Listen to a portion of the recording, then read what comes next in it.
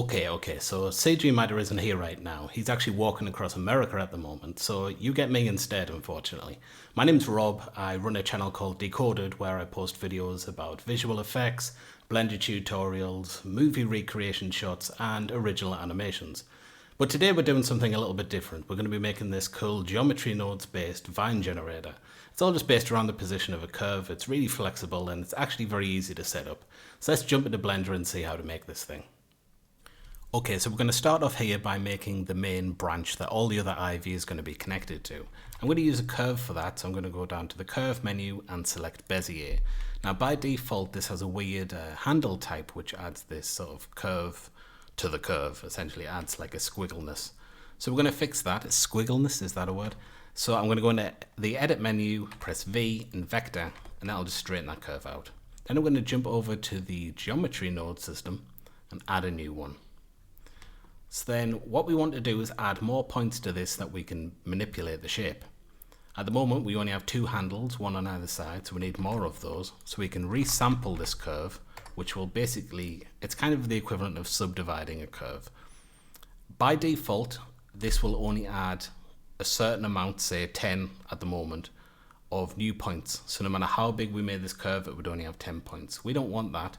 We want to change this to length and put this down to 1 centimeter.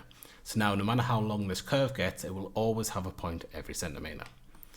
Now we can add a set position node to change the position of these points we've just added.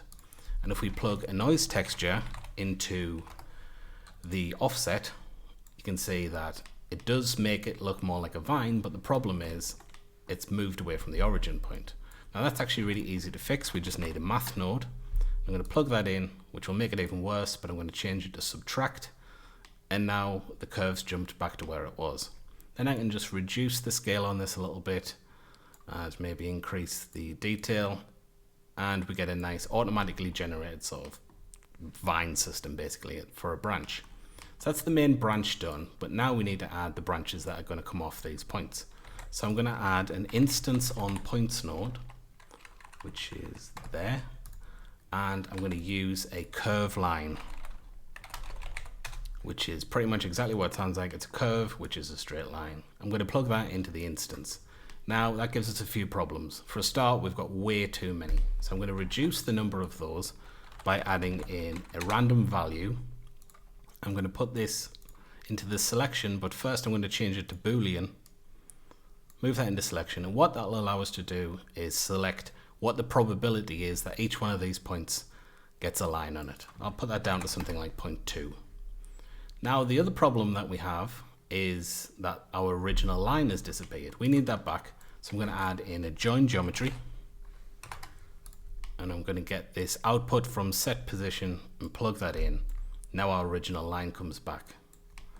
The third thing that we need to fix is the fact that they're all coming off in the same direction. So I'm going to copy this random value, and we've got the rotation information here. It's mostly this X that we need to change. So I'm going to change this to a vector because it's vector information we want to alter. Plug that in, and I'm going to increase this first max one up to somewhere around 8 or 9. And then you can just kind of play with these a little bit too. And we should get some random branches that come off our main branch. We can also do the same thing for the scale. Now, the scale will actually only have one value that we need to adjust, and that's the Z, because it only has one direction. So we can just play with these until they look good. I'm going to go say 0.2 and 0.7. That should be fine. So now the next thing that we need is for these endpoints on these branches to try and cling to the geometry that they're nearest. So we can do that fairly easily too. Because all of these instances, we're first going to have to realize these instances, which basically changes them from being just a copy of each other to being its own geometry that can have its own separate data. Then we're going to add another set position node because we want to change the position of these endpoints.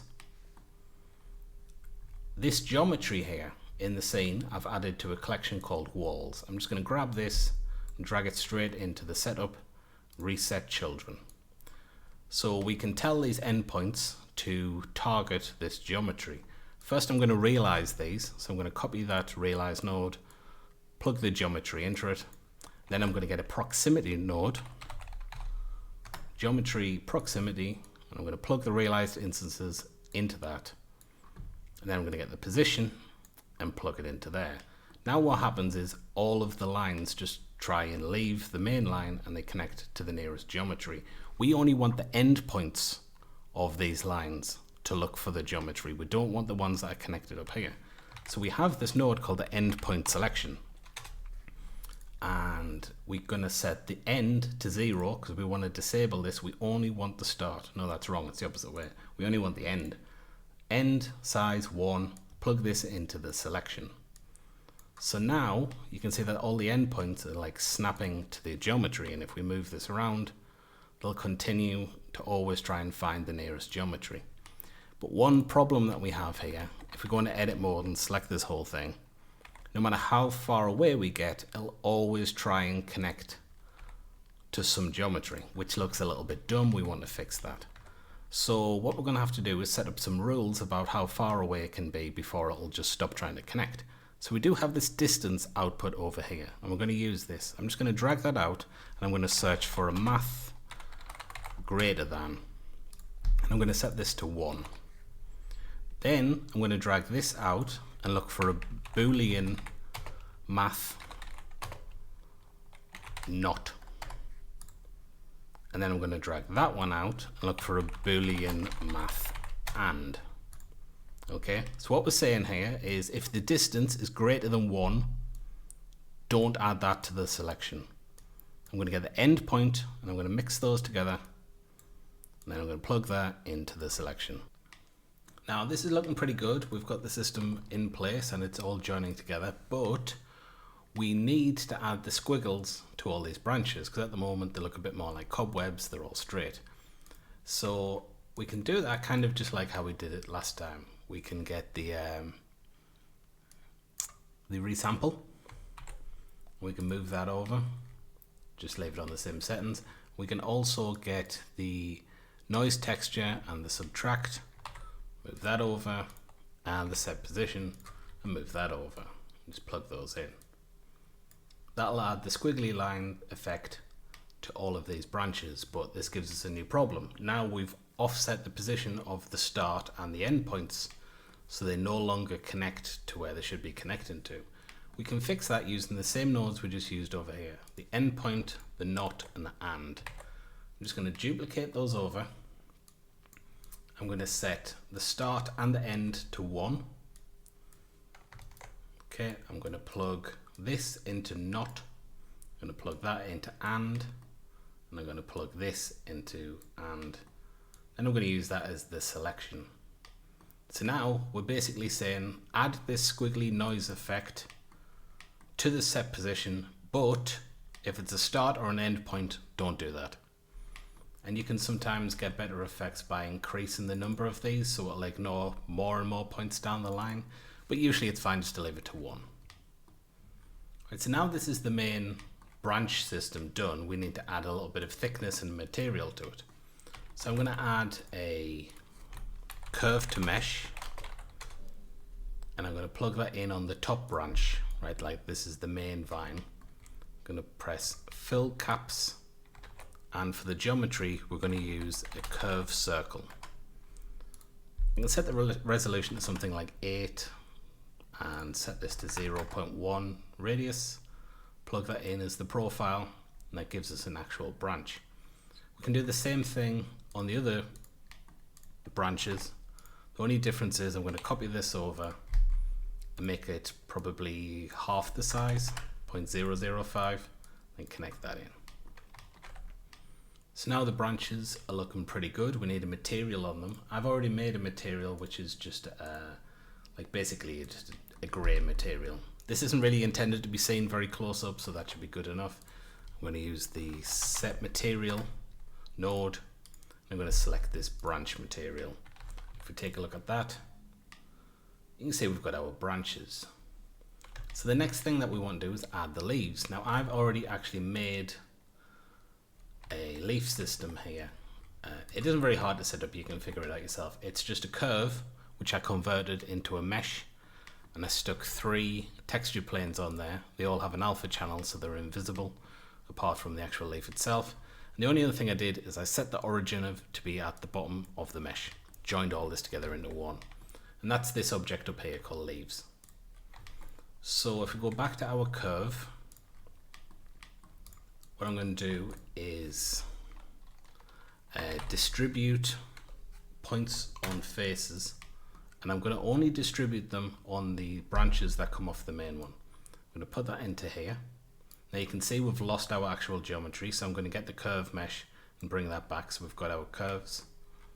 I'm going to increase the density to 550 or something like that, and we're going to use these points to instance again. So instance on points, and the object is going to be the leaves. Plug the geometry into the instance. That's going to be way too big at first. See, these have all took the material of the branches because I've used this set material node. So I'm going to plug that out of there, and I'm going to plug it in before the join geometry. Now all the branches should get this branch material. So we've got our leaves here, but obviously we've got 2 new problems. One, we've got this black box going around some of the textures. That's just a limitation of Blender. If you go down to light paths, at the moment I've got it set so we'll only bounce 8 times through these leaves. So I'm just going to increase that number, whack that up. And obviously the leaves are huge right now. So I'm going to get a random value. I'm going to do the same thing we did before, set it to vector, plug it into the scale. I'm going to set the max size to 0.3 and the minimum size to 0.15, maybe 0.1. Then we need to add another one for the rotation because they're all rotated the same direction right now. So plug that into the rotation and just play with the values until it starts to look good.